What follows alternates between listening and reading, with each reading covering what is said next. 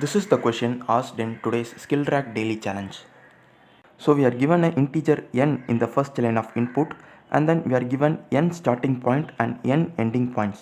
So the first integer of every row are the starting points, and the second integer of the every row are ending points. So now our task is to check whether these points form a cyclic path or not.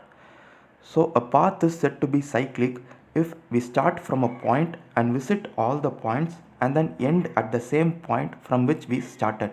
So these paths are known as cyclic path.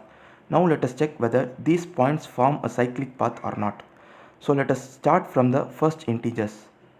So we are starting from 2 and moving till 3 initially. Now we have ended at 3. Now we have to check whether there is any path from 3. So from 3 we can go to 5. So we have started from 2 and moved till 3, and then from 3 we have moved till 5. Now from 5 we have to check what are the path available. So from 5 we can move to 1. So now from 5 we have moved to 1, and now we have to check path from 1. So from 1 we can move to 2. So now we have started from this 2 and visited all the point and again ended at this 2. So we have started and ended at the same point and visited all the points. So these points form a cyclic path. So our output is yes. Now let us see our sample input 2. So here also we are given 4 starting point and 4 ending points. So again let us start from the first integers. So our starting point is 2 and initially we will move till -4. Now we have to check for path from -4. So from -4 we can move to -3, and from -3 there is a path to -1, and then from -1 we can move to 2. So we have visited all the points. Now we have started from -2, we have visited all the points, and this was the last point which we visited, and the ending point of this is 2, but we started from -2. So the starting point and ending point are not same. So our output is no. Now let us see how to write a C program for this.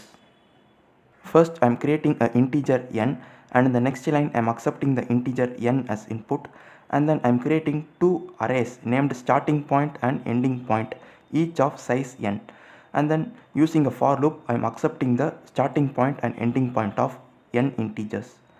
So now let us see our logic.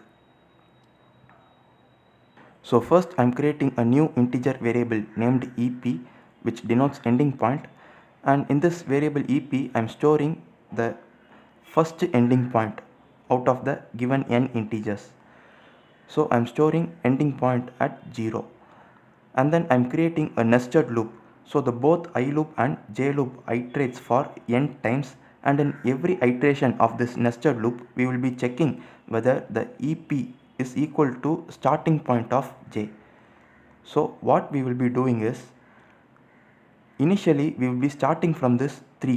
So we will be checking the starting points, and here we have found 3, and then we will move to 5, and now the ending point will be updated to this 5.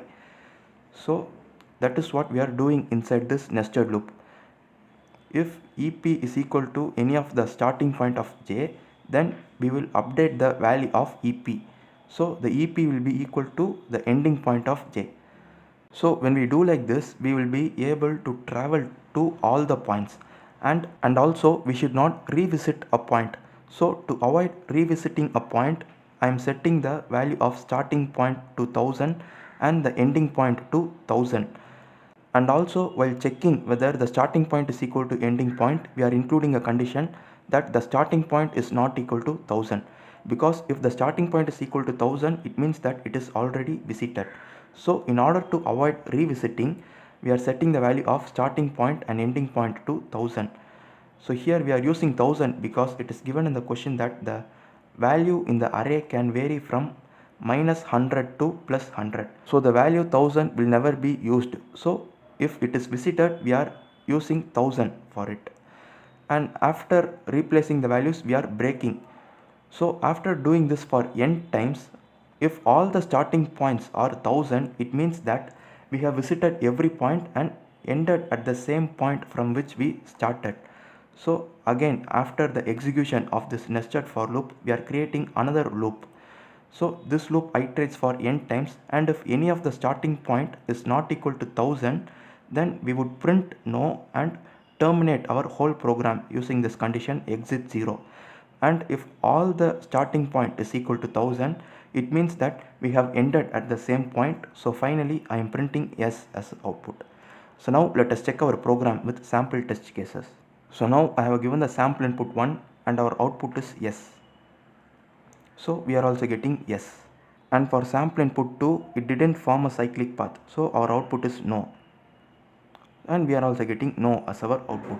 So this is the logic behind today's daily challenge. Thank you for watching.